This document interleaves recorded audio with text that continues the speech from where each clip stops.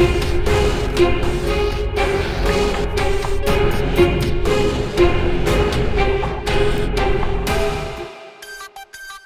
salut tout le monde, c'est Fantastic et bienvenue sur ma chaîne là où passionné rime avec qualité. Un abonné m'a proposé de faire l'unboxing de certaines de ces figurines qui allaient partir en carton pour un déménagement.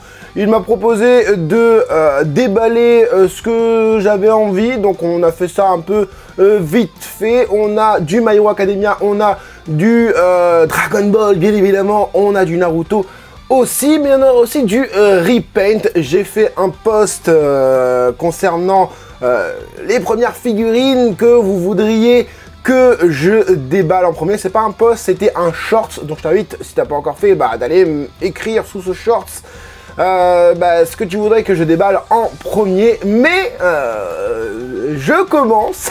Oui, je commence. Je choisis la première figurine que j'ai envie de déballer puisque cet abonné m'a dit que apparemment elle déchire. Bon, tu l'as vu dans la miniature, de quelle figurine je parle? On se fait ça ensemble, c'est parti!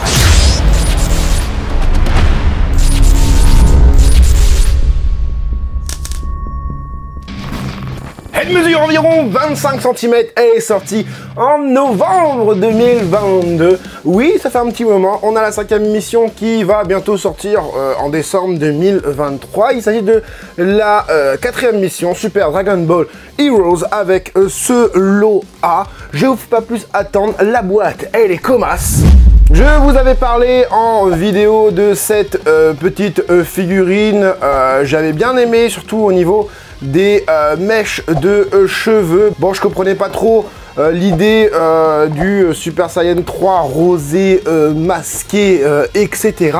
Mais on va décortiquer la figurine, et de ce que j'ai pu voir dans les commentaires de la vidéo où j'ai présenté l'Ichiban Kuji, c'est ça que vous vouliez. Donc on va déballer ça. Allez, c'est parti. La boîte, du coup, elle est énorme, mais ça va, elle rentre plutôt bien dans le cadre. Donc n'oubliez pas, dans le descriptif de cette vidéo, vous pouvez surfer dans la vidéo pour aller voir directement le sculpte, les teintes, les proportions par rapport aux autres figurines. Je sais pas si je fais une vidéo badass à la fin, mais on verra bien. À l'intérieur, la figurine, elle est comme as. On va la retourner. Allez, on la sort de la boîte si j'y arrive. Je n'y arrive pas, d'accord. Bon, je vais prendre directement le personnage comme ça. Je pensais que tout le système plastique rigide serait venu avec, mais non. Donc là, on a du coup le socle pour faire tenir la figurine, puisque, bon, voilà, c'est une grosse figurine avec beaucoup de cheveux, donc forcément, ça ne tient pas. Donc on fait ça proprement, parce qu'il faut que je la remballe après, moi. On a du coup le socle qui est juste là, le dentier pas très, comment dire, transparent. Il y a un petit peu d'opacité. On a aussi de quoi tenir très certainement la chevelure, ça c'est indispensable, forcément. Je sais pas, ça tient pas des masses dans le système. Ouais, si, c'est bon, voilà. Et on a du coup la figurine. Je vais mettre le socle tout de suite. On va directement parler de cette fameuse pose. Est-ce qu'il tient sans socle?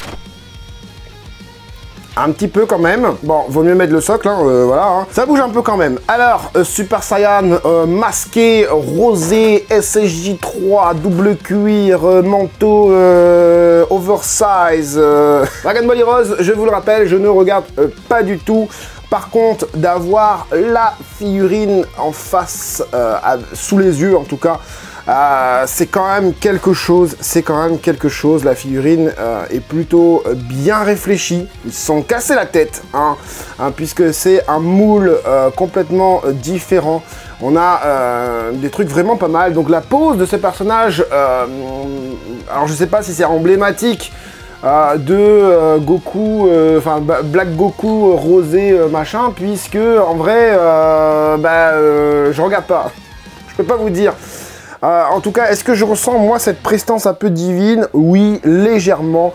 Je préfère quand même dans l'anime de la trame originale, plutôt que là. La pose est plutôt cool, je trouve que les proportions sont bien respectées, les jambes sont plutôt bien faites, par rapport au corps, etc.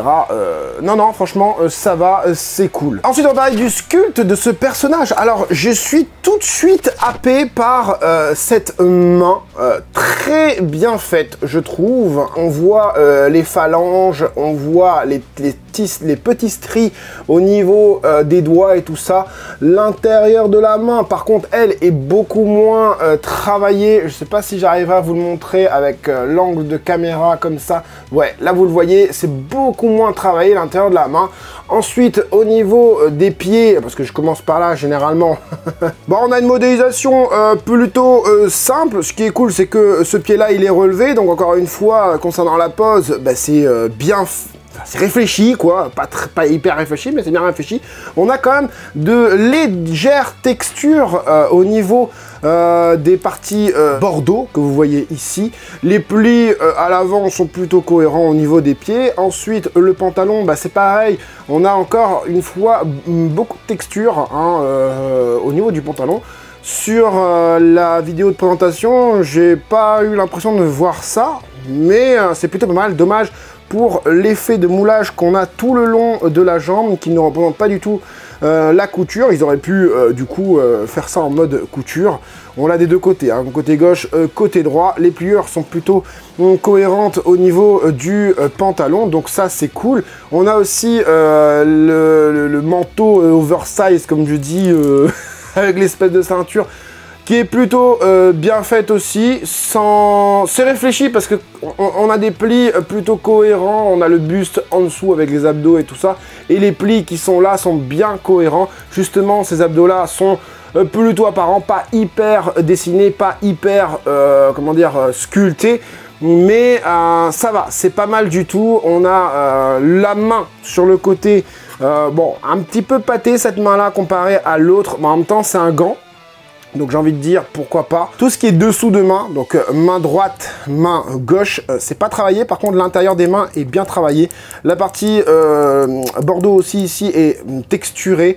On a une espèce de ceinture au niveau de son bras, hein, les deux côtés d'ailleurs, qui est plutôt bien fait avec le petit bouton en relief. Même le contour de l'espèce de sangle, si tu veux, est en relief. Ça crée un joli contraste, je trouve, du fait que ce soit sur le biceps qui est bien fait aussi. Les épaules bien faites aussi. Alors, on a une petite imperfection juste ici, comme vous avez peut-être pu le voir. L'épaule ici est hyper bien fait, je trouve, en termes de sculpte, deltoïde, devant, derrière, enfin je sais pas exactement. Mais non, je trouve ça super bien fait. Même la partie osseuse au niveau du cou est très bien faite aussi. Le visage est juste magnifique. Je ressens le Goku. On sent que c'est le corps de Goku. Au niveau du visage, regardez dans cet angle-là, en plus, s'il te regarde de haut, ça fait vraiment stylé. Ouais, franchement, la petite mèche, c'est une très très belle SSJ3. C'est une très très belle SSJ3. Pourquoi je dis ça? Non pas pour le masque, mais le masque est plutôt bien travaillé avec du relief au niveau du noir, mais pas au niveau des parties craquelées roses que vous voyez juste ici. Ça aussi c'est en relief, l'espèce de diadème avec le logo, je sais pas quoi. Le menton cool aussi, mais c'est voilà, c'est là où je voulais en venir, c'est la chevelure de ce SSJ3 est superbe. Elle est superbe. Alors je sais pas si c'est la chevelure qu'ils ont utilisée pour la Master List Goku SSJ3 qu'il y a eu dans l'Omnibus, je sais plus quoi, Omnibus Z ou un délire comme ça. On a une chevelure hyper travaillée en termes de sculpte. On dirait un cheval mélangé avec un dragon. On a des mèches fluides, pas figées. J'entends quoi par là? C'est pas tout droit les mèches. On a du mouvement en fait dans les cheveux, comme vous pouvez le voir, ça part dans tous les sens. Dommage qu'il n'y a pas la petite mèche en plus, tu sais. Normalement, Black Goku, il a une petite mèche qui vient se recourber ici. Voilà, ça après c'est cara design, hein. C'est pas la question de fidélité figurine, ça c'est cara design du personnage de base hein, dans l'anime. Bon, les oreilles sont un petit peu en chou-fleur, dommage, ça aurait pu être mieux travaillé, mais c'est du chipotage puisque vraiment sur cette figurine, c'est le visage qui est vraiment top. Il n'y a pas trop de nuances, c'est-à-dire que c'est plutôt dans une seule tonalité, c'est-à-dire que il n'y a pas beaucoup de dégradés. Hein, de cette figurine, clairement pas. Le jaune des chaussures, bah, c'est du jaune uni. Par contre, c'est du mat. La figurine est mate de partout. La figurine est mate de partout. Ça fait petite partie noire ici au niveau des sangles où là c'est un peu plus verni. Même les gants qui... Bah je sais pas, ça devrait pas forcément être mat. C'est légèrement verni. Bah je sais pas si en vidéo, j'ai l'impression qu'en vidéo on voit plus verni au niveau des parties noires. Mais je vous assure que c'est mat, on a beaucoup de lumière dessus. Je vous assure que c'est d'un mat légèrement brillant, tu vois. Ensuite, on a quand même pas mal de couleurs au niveau du pantalon, en espèce de gris, de noir-gris plutôt, hein, que j'aime bien. Du coup, on a ce même noir-gris ici, et là, au niveau de la combi noire. Mais par contre, on a une autre couleur de noir. Je sais pas si tu... Bah là, je pense que tu le vois bien. Entre l'épaule et ici, on a une différence. Alors, je pense que c'est un habit en plus, puisque sur les côtés, tu le vois aussi. Je sais pas si sur l'autre côté, on verrait mieux. Sur le côté, on a deux parties différentes, en fait. On a l'intérieur, ici, qui est d'une couleur un peu plus bleu-gris. Et ici, pelu noir. Je sais vraiment pas si tu vas le voir au niveau... de la caméra. En tout cas, ici, on est sur une partie un peu plus violette, très foncée, en tout cas. Mauve foncé même. Voilà, les parties bordeaux, bah, c'est un bordeaux uni, comme je disais tout à l'heure. Au niveau du masque, bah, c'est du blanc, il n'y a pas de broche de couleur, c'est dommage, parce que la figurine est quand même badass. Hein, faut pas se mentir, la figurine est quand même badass. On aurait eu, par exemple, au niveau de la peau, que ce soit des mains ou du visage, un peu plus de brush, tu vois.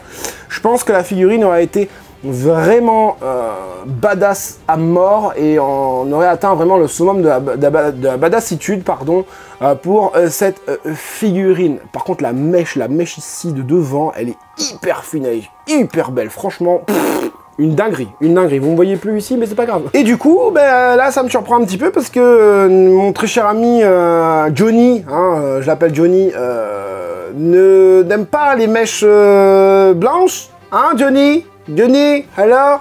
Il n'aime pas les mèches en bout de cheveux très blancs, et là, ben, il y en a. Donc, ça me surprend un petit peu. Vous voyez, on a ce brush où l'intérieur est très rose bonbon, rose foncé plutôt, pas rose bonbon.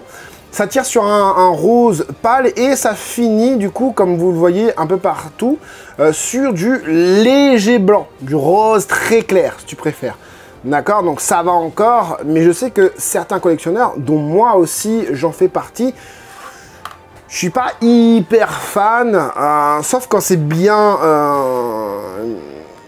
agencé du fait que ce soit rose, enfin que ce soit blanc en bout de mèche. Je sais qu'il y a certains repainters qui font ça, mais en mode overdosé. Et bon, moi c'est pas mon kiff quoi. Alors où est-ce que ça se met ce truc là en fait? Parce que j'ai pas compris où est-ce que ça se mettait. Ce truc là, j'ai l'impression que c'est toujours trop haut par rapport à la figurine. Bah moi je pense qu'il faut le mettre sous cette mèche là. Dites-moi en commentaire pour ceux qui l'ont. Si c'est bien cette mèche là, bon après la figurine je vais pas la garder donc. Bon bah moi je vais la laisser comme ça puisque ça tient quand même, hein, voilà. Bon et ben on va comparer ça avec du comparable, hein, tout simplement, hein. Le Goku SSJ3, hein. Alors, qu'est-ce que ça donne? Bon, Goku SSJ3, Grandista Nero, plus grande, forcément. Hein, les Grandistas sont plus grandes que les Master Lease, hein, au cas où si quelqu'un... S'il y en a qui en doutaient, surtout, on remarque bien que la mèche de Goku arrive jusqu'aux fesses. Pareil pour la mèche de Black Rosé. Il y en a qui vont dire, ouais, mais ça descend plus bas sur le Black Rosé. Oui, c'est normal. Il a la tête relevée et Goku, il a la tête baissée, en fait, tout simplement. Donc le volume est plutôt... bien respecté, même si on a cette sensation qu'il y a plus de mèches quand même sur la Black Rosé. Je regarde les deux en même temps hein, pour vous dire ça, pas vous dire de bêtises. Franchement, la Black Rosé est vraiment stylée. On a ce côté plus électrique, plus sonique, hein, sonique, plus côté électrique au niveau de la Goku SSJ3, mais on a ce côté plus...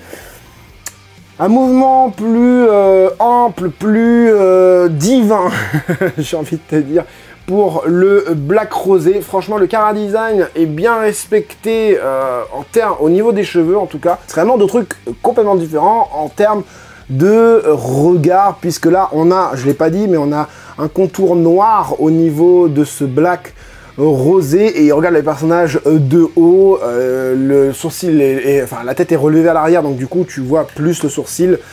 c'est complètement différent. C'est complètement différent, même si ça ressemble quand même pas mal. Donc en termes de taille, prévu pour 25 cm, on est plus sur du 27 cm hein, de profondeur. On est sur les 15-16 cm environ.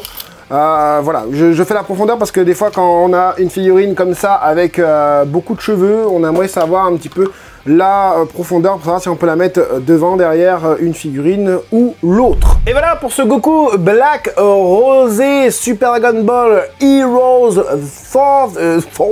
4e mission. Qu'est-ce que j'en pense de cette figurine?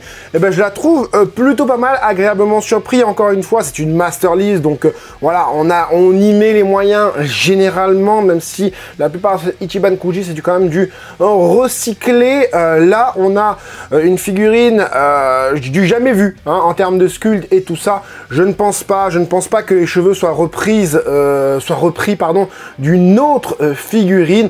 Franchement, si je l'avais à bon prix, je la prendrais, franchement. Mais bon, après, Dragon Ball Heroes, c'est pas du tout ma cam, pour certains aussi, mais pour d'autres, franchement, c'est leur cam. Et bah, si tu adores le personnage, tu adores la transformation, etc., et bah, je te conseille de foncer parce que c'est une très bonne figurine. Même s'il y a quelques petits points à retravailler, notamment au niveau des couleurs, hein, voilà.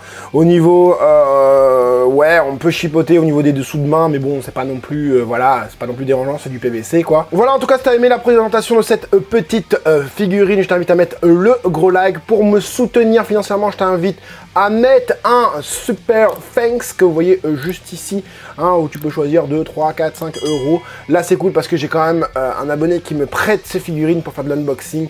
Donc, vous aurez quand même pas mal d'unboxing pour les prochaines semaines. J'espère en tout cas que cette petite vidéo vous aura plu et vous aura aidé, vous, les collectionneurs, à faire votre choix. C'était Franzy Stark. À la prochaine. Oui, je tiens la figurine parce que je vais pas faire comme d'habitude. La figurine, j'ai peur qu'elle tombe.